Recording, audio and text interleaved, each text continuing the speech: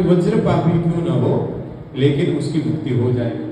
इसकी कारण क्या है? बोले शंकर भगवान बैठे काशी में और शास्त्रकार कहते हैं हजारों हजार मनवंतर तक तप किया बैठ करके और भगवान को याद किया।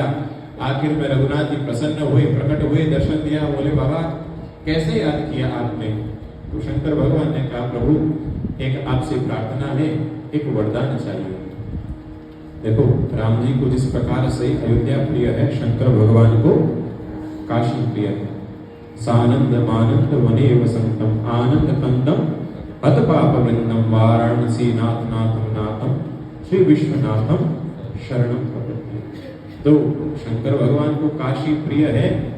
शंकर भगवान ने कहा प्रभु ऐसी कृपा करो, आप एक काम कर दो, इस काशी में कोई एक बार भी आए तो उसकी मुक्ति हो जाए। भगवान ने कहा, बोले कि बाबा आपने मांग तो लिया लेकिन बड़ा मुश्किल काम है, ये सारी व्यवस्था बिगड़ जाएगी, यमराज फिर है घर जाके बैठ जाए।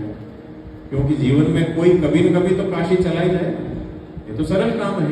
एक बार भी काशी जाकर के और काशी का सेवन हो जाए, चले गए, बोले उद्धार हो जाए। बोले ये तो बड़ा मुश्किल काम है।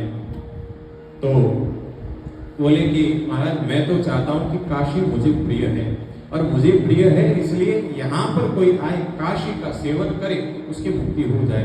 तो भगवान ने कहा हो तो सकता है। रघुनाथ जी ने कहा लेकिन एक उपाय करना पड़ेगा।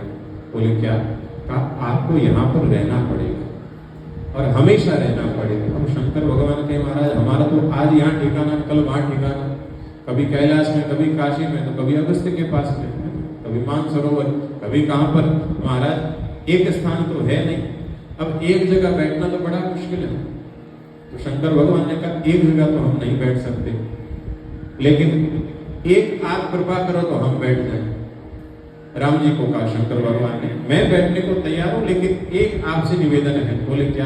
बोले आप भी यहां पर बैठ जाओ तो मैं भी यहां पर बैठ जाऊं। अब राम जी को बांध दिया, बोले आप बैठो तो मैं भी बैठूं। तो राम जी ने कहा ठीक है, अगर आपकी ऐसी इच्छा है तो हम भी बैठ जाए। तो भगवान शंकर विराज गए और शंकर भगवान विराजमान हुए और राम जी भी विराज गए। अब काशी जाओ तो काशी में दर्शन किसका करते हो? विश्वनाथ बाबा का दर्शन।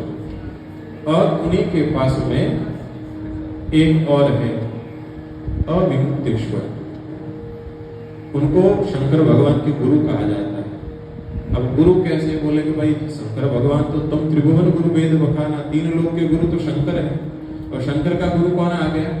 बोले अविमुक्तेश्वर के रूप में साक्षात